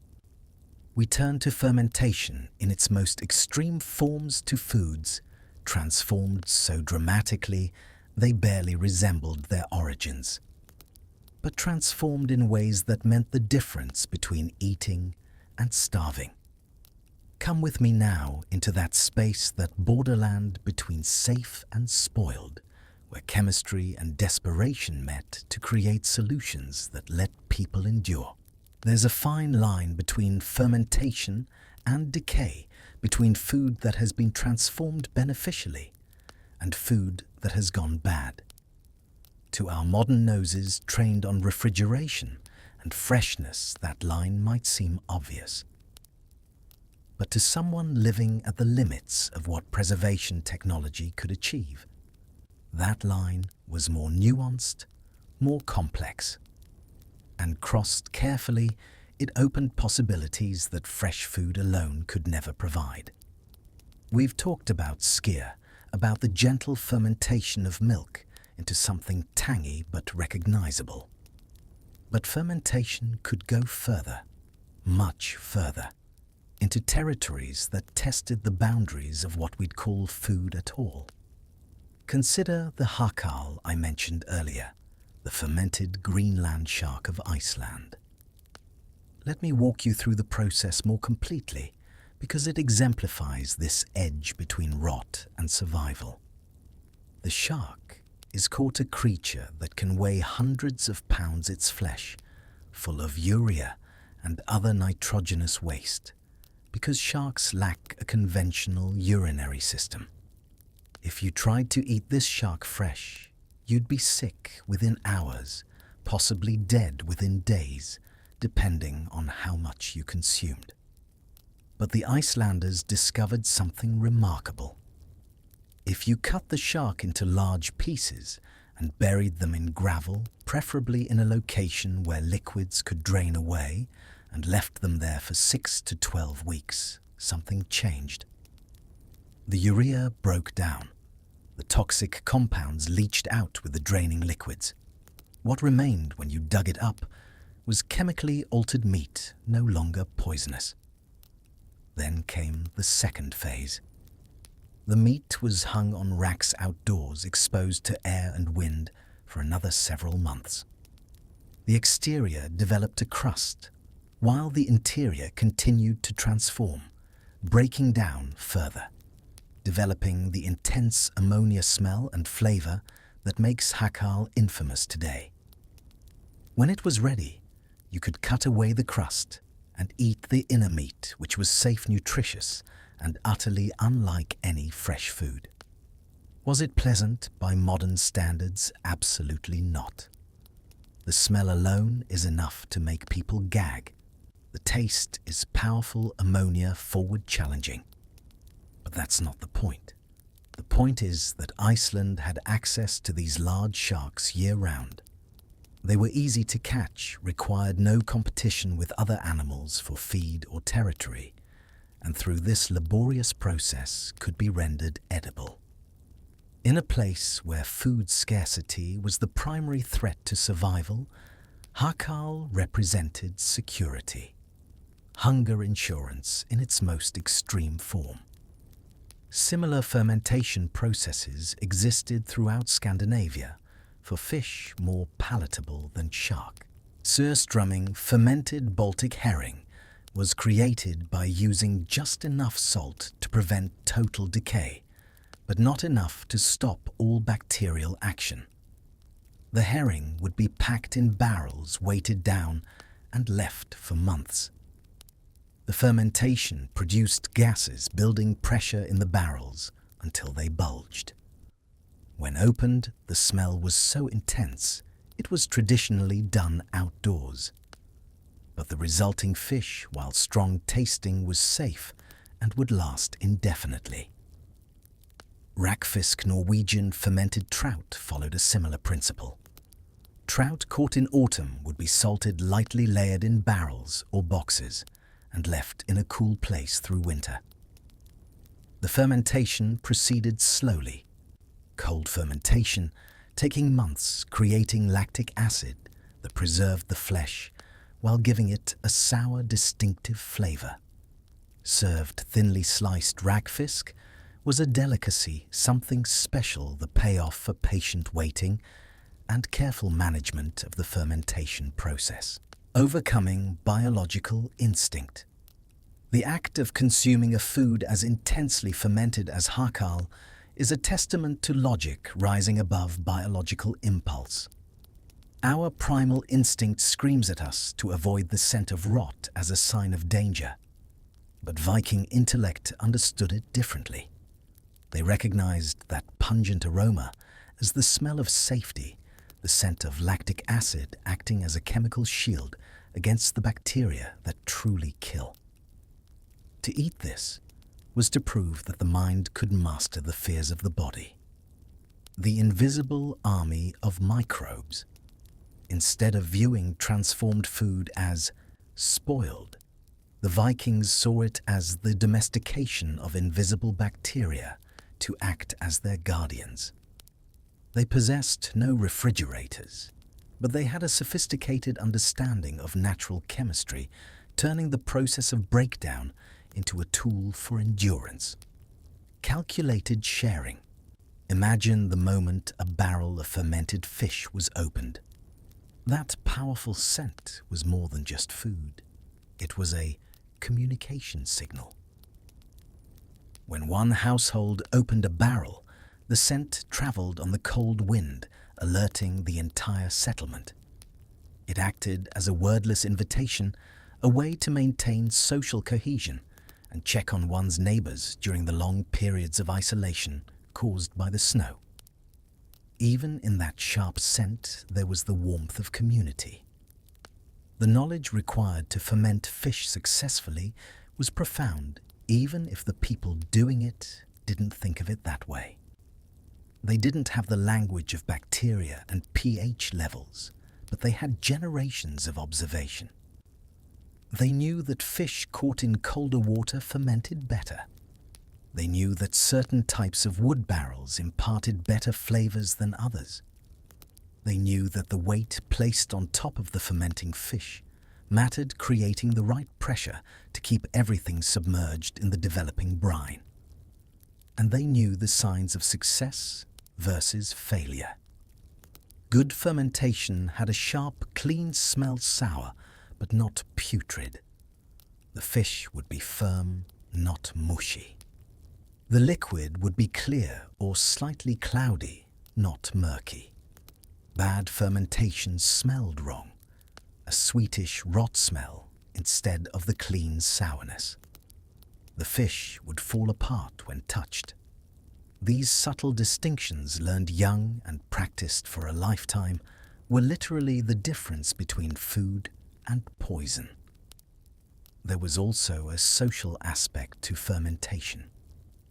When a household opened a barrel of rakfisk or surströmming, it was often shared with neighbors, both because the quantity was large and because the smell made it socially polite to eat it outside or with others. This sharing reinforced community bonds, created obligations of reciprocity. If you shared your fermented fish, you could expect to be included when others opened their barrels. The food became currency in the social economy of survival. These fermented fish dishes might seem like affronts to good sense from our perspective, but from theirs, they were brilliant solutions. Salt was expensive and not always available. Smoking required constant fires and time. But fermentation required only containers, cool temperatures and knowledge. And once you understood the principles, once you'd learned the signs of successful fermentation versus dangerous spoilage, you could transform fish that otherwise would have rotted into food that would last all winter. The key was controlling the process. Temperature mattered enormously. Too warm and the wrong bacteria would dominate producing toxins. Too cold and fermentation wouldn't proceed at all. The right temperature, usually just above freezing, allowed beneficial bacteria to slowly work their chemistry while preventing harmful organisms from taking hold. The Vikings didn't understand. Bacteria didn't have microscopes or pH tests, but they understood through observation that certain conditions worked and others didn't. And they refined their techniques over generations, creating traditions that encoded this knowledge in practice, even without theory. There's an honesty to fermented food that I find compelling. It doesn't pretend to be fresh. It doesn't try to hide what it is. The intense smells and flavors announce clearly the transformation has occurred. And in that honesty is safety, because truly spoiled food also smells bad, but in a different way. An experienced Viking could distinguish between the good, strong smell of successful fermentation and the bad, wrong smell of dangerous decay. That sensory knowledge, that ability to judge by nose and eye whether food was safe, was as important as any other survival skill. Not all fermentation involved fish.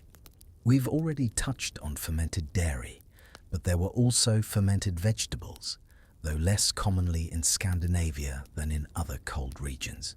Cabbage preserved in brine would ferment into something like sauerkraut, acidic and crunchy, lasting through winter when fresh vegetables were impossible. Turnips and other roots could be similarly treated, though the specifics are harder to reconstruct from archaeological and textual evidence. And there was mead, which we haven't discussed yet. Mead was fermented honey mixed with water and allowed to transform through the action of wild yeasts. In regions where bees were kept, or honey could be collected from wild hives. Mead was a luxury drink sweeter and stronger than ale reserved for special occasions. The fermentation of mead was slower than ale, requiring months or even years for the best results. But the resulting drink was prized almost sacred, associated with poetry and inspiration in Norse mythology. The common thread through all of these fermentations was patience. You couldn't rush chemistry.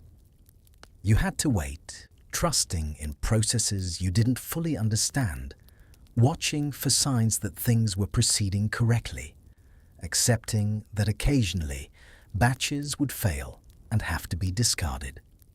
This patience was of a piece with the larger patience required for winter survival. Trust in preparation. Trust in knowledge passed down. Trust that if you did things correctly, if you followed the patterns that had worked before, you would have food when you needed it. As you rest now, as your body grows heavier and your thoughts become less distinct, let yourself appreciate the strangeness and the logic of these preserved foods. They don't fit our modern categories of delicious or disgusting. They exist in their own space, judged not by pleasure, but by effectiveness, by whether they kept people alive, by whether they represented successful stewardship of summer's bounty carried forward into winter's scarcity. The fermented, the smoked, the salted, the dried. All of these were variations on the same theme food as time, as captured summer, as the embodiment of work and knowledge and careful planning. Each barrel in the cellar, each piece of fish or meat hanging from rafters, each technique for transformation, they were all answers to the fundamental question of Viking winter: what will we eat? And now we come to the hardest part of the story, the part that reveals just how precarious this system was. Because even with all this preparation, all this ingenuity, winter could still win. There was a period, usually in late winter or early spring, when even well-prepared households began to struggle, when the carefully husbanded stores started to run truly low, when people had to make choices about foods they'd hoped never to eat. This period had a name: Vårknipa in Norwegian, the famine gap in English, the time between when winter stores ran out and when spring food became available. Let's walk into that difficult time together, not to frighten you, but to understand the full reality of Viking winter survival, the parts that weren't about clever techniques, but about pure endurance. March, or in some years, late February, in others stretching into April, the time of year when winter should be loosening its grip, but often refuses to leave. The snow is still deep, the ice still thick on the water, but the food stored so carefully in autumn is nearly gone. This was Vårknipa, the late winter hunger. During this time, hunger is not a sharp pain, but a slowing down of the world. You feel your heart beat more slowly, as if the body is hibernating to survive. In the darkness of the hall, you witness the breath of life. The humans and the cattle huddle close together, sharing their warmth. You can see the mist of their breathing mingling in the air, creating a single shared cloud of life that resists the freezing gales outside. This unity is how they survived the end. The period that made a mockery of all your planning if you'd miscalculated even slightly. You'd eaten carefully all winter. You'd rationed. You'd stretched every barrel of grain, every piece of smoked meat, every last scraping of butter. And still, the stores were running out. The signs were subtle at first, portions getting smaller, the morning porridge thinner, more water than grain. Meals reduced from twice daily to once, with only ale or watered whey to drink between. The livestock in the longhouse, already gaunt from their winter on rationed hay, beginning to look skeletal. Their milk, if they were still producing any, reduced to a trickle, barely enough to make a small amount of skyr. Children became quieter. Not sick yet, but listless, lacking energy. The adults moved more slowly, conserving strength, doing only essential work. Fires were kept smaller to save fuel, making the longhouse colder, requiring more body energy just to stay warm. It was a cruel equation. Less food meant less body heat, but less fuel meant you needed more internal heat to compensate. The cellar visited daily through winter to fetch supplies now echoed when you climbed down. Most barrels were empty. A few held remnants, scrapings of butter, the last handfuls of grain at the bottom, turning the storage space into a monument to consumption. What had been full in October was nearly empty in March. The mathematics had played out, and the answer was arriving not quite enough. The concept of minimum energy. During these leanest weeks, the Vikings employed a strategy of metabolic conservation. They would lie still in the darkness of the longhouse, speaking little and moving only when necessary to preserve every spark of body heat. This was the pinnacle of patience. When the food stores ran dry, the final weapon of the Viking was absolute silence. The wisdom of the woods. Bark bread. When the grain was gone, they turned to the forest. But they did not just take the dry outer bark. They sought the cambium, the thin living membrane that carries the tree's sap. They were, in a sense, eating the soul of the forest to survive until spring. It was bitter and lacked flavor, but it carried the vital micronutrients of the great wild, a gift from the trees to the people waiting for the sun. The final symbiosis. In the deep shadows of the hall, the boundary between man and beast faded. Humans and cattle huddled together, breathing the same air. The hot, heavy breath of the cows kept the humans from freezing, while the calm presence of the humans kept the starving livestock from panicking. It was a cycle of survival that was as beautiful as it was grim. The symbol of the seed bag. Through all this hunger, there was one thing that remained untouched: the bag of barley seeds for next year's planting. It hung on the wall, an inviolable promise. Even with death at the door, their faith in the future, the next season, could not be compromised. This was the timeless wisdom that ensured the Norse people would not just survive the winter, but thrive when the earth woke again. But people had strategies even for this, strategies born of desperation, but refined over generations into something almost routine. You ate famine foods, foods that no one would choose willingly, but that could keep you alive a few more weeks until spring arrived, with its green shoots and its returning birds and its promise of renewal. The inner bark of pine trees, the cambium layer just beneath the rough outer bark, could be harvested, dried, and ground into a flour-like substance. This bark flour had almost no nutritional value, mostly fiber, but it filled the stomach. Mixed with the last precious bits of grain flour, you could make a kind of bread heavy and difficult to digest, but bread nonetheless.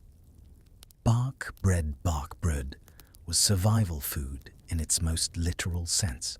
It kept you from feeling the worst pangs of hunger, even as it provided minimal calories. Lichens and moss could be collected from rocks, and trees boiled multiple times to remove bitterness and eaten as a thin soup. Again, minimal nutrition, but bulk something to fill the emptiness.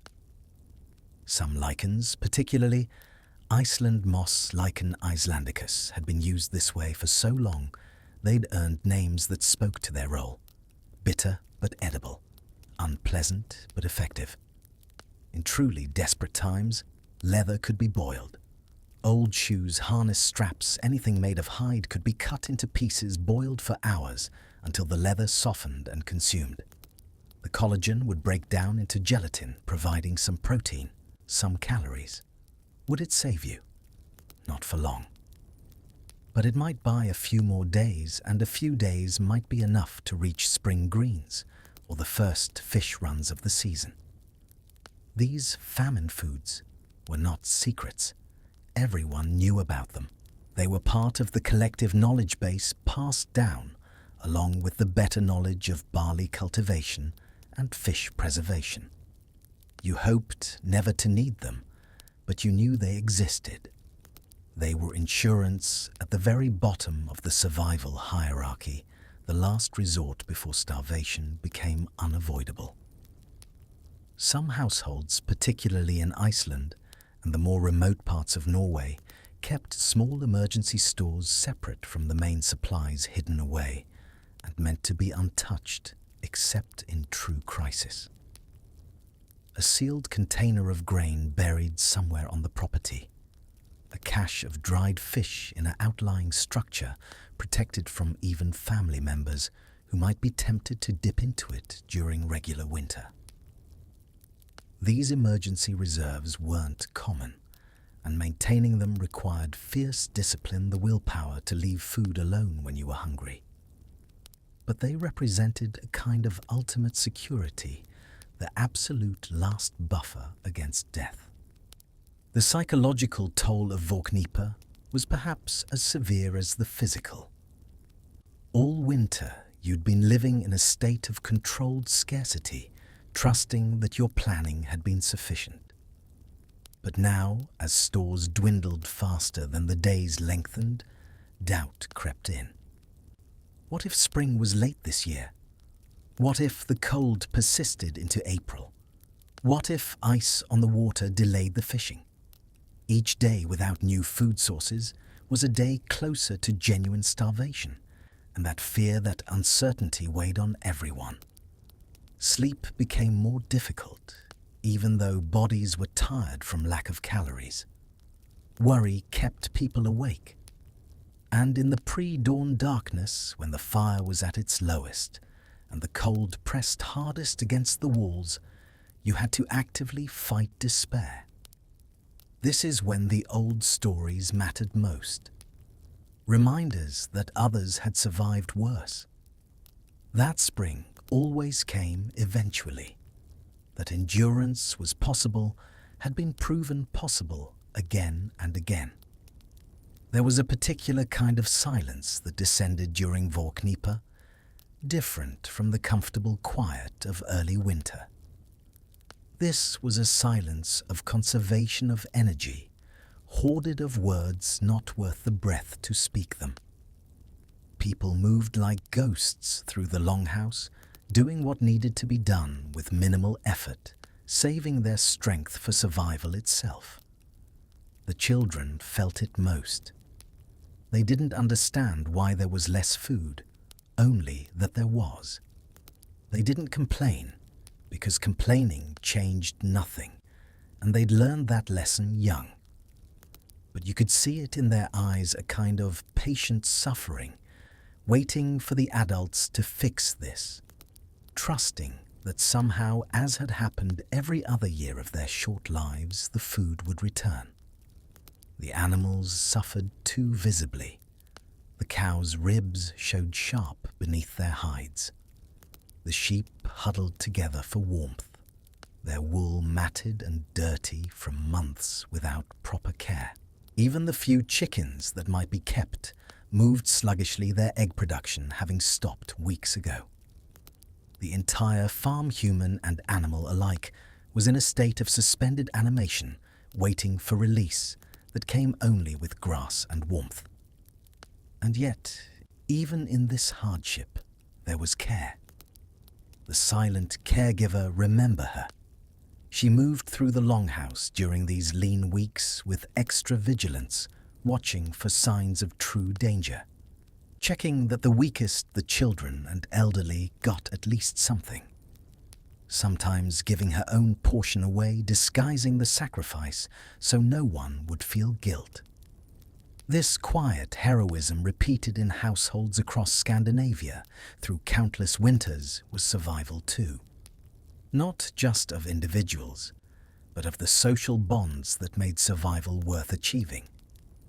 There's something profoundly human about this struggle, something that transcends the Viking age and speaks to all times and all places where people have faced scarcity.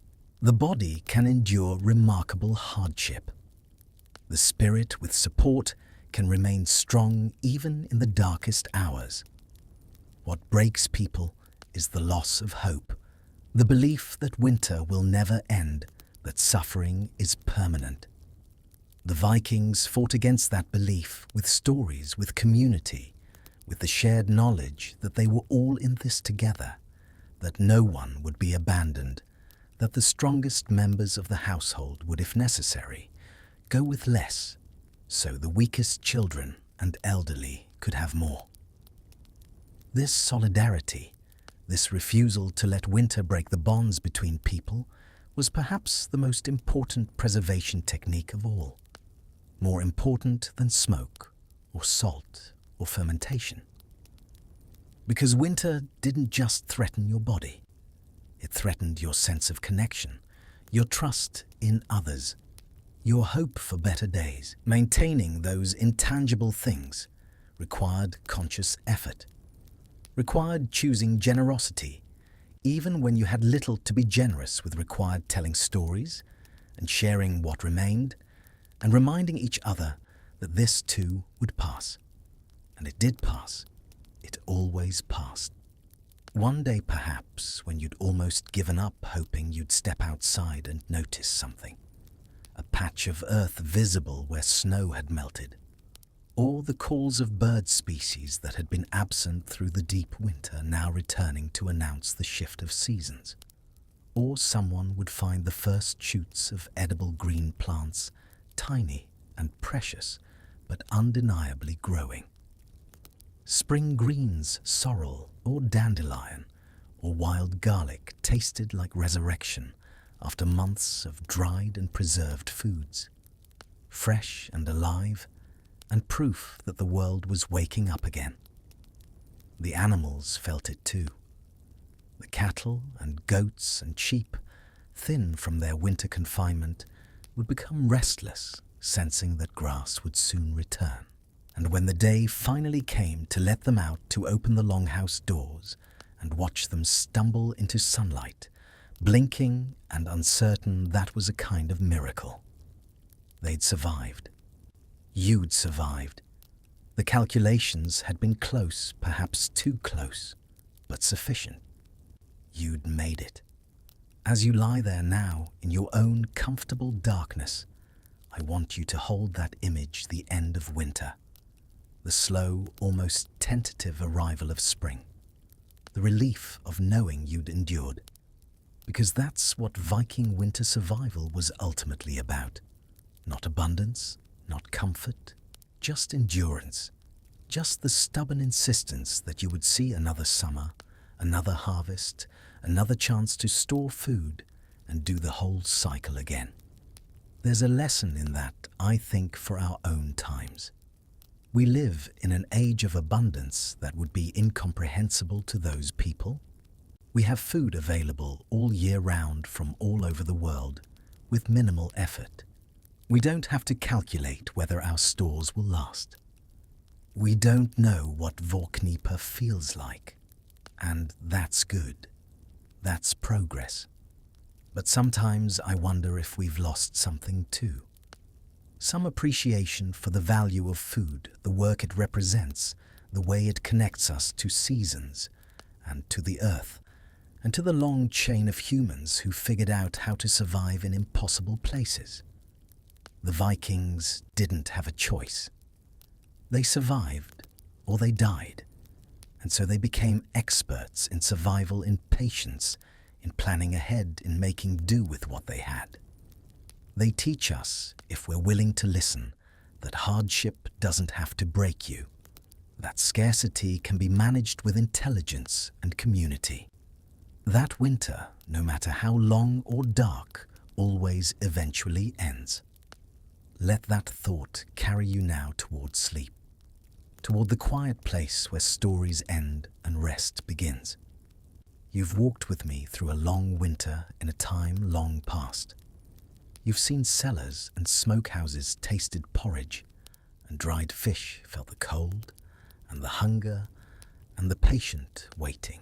And now, like those people emerging from their longhouses into spring, you can let it all go.